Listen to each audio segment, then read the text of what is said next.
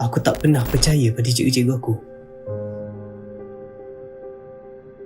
Bagi aku, belajar sendiri tu lebih cukup, lebih senang.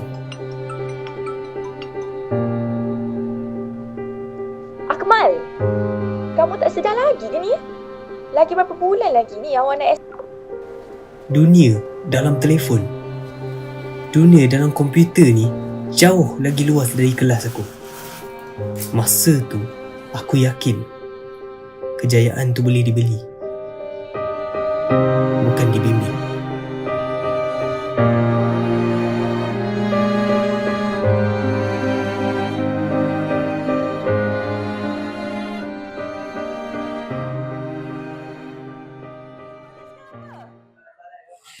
apa ni Betul Florin? Florin? Nitrogen. Okey, semua faham ke tak? Faham tak Akmal? Akmal, faham ke tak? Buat apa tu? Ya, faham je. Kata orang, ilmu tu berkat bila cikgu-cikgu reda. Tapi masa tu, aku sombong. Aku fikir kalau cikgu tak suka aku pun, aku tak perlu kisah. Janji aku usaha sendiri.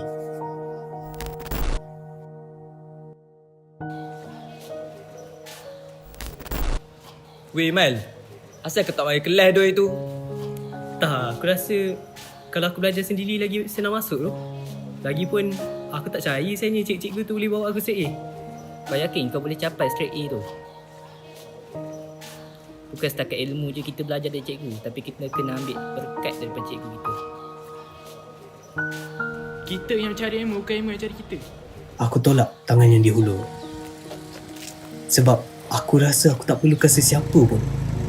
Cukup dengan diri aku.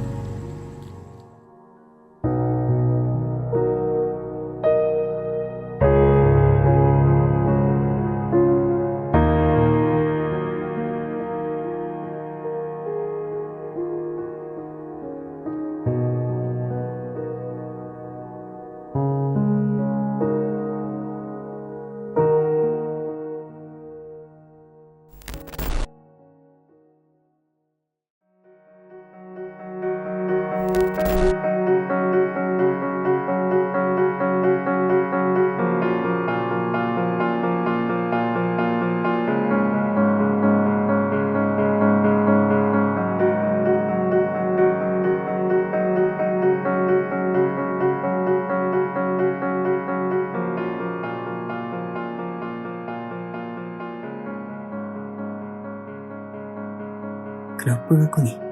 Semua yang aku belajar, semua masuk. Tapi satu soalan pun aku tak dapat jawab. Kau yakin kau boleh capai Weh, Mal, bukan setakat ilmu je asal kita kau tak mari belajar. kelas doi tu? Dia nak ambil berkat Belajar daripada sendiri cikgu. tu lebih cukup. Kau yakin kau boleh capai straight A tu?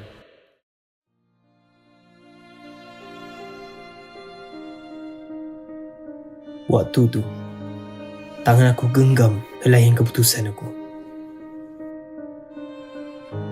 Hati aku runtuh macam harapan yang dulu mak ayah semai sejak aku mula kenal huruf.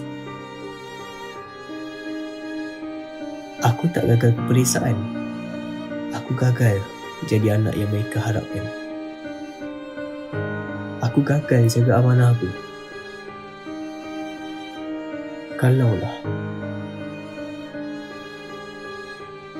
Kalaulah Tuhan izinkan aku undur balik waktu sekali lagi.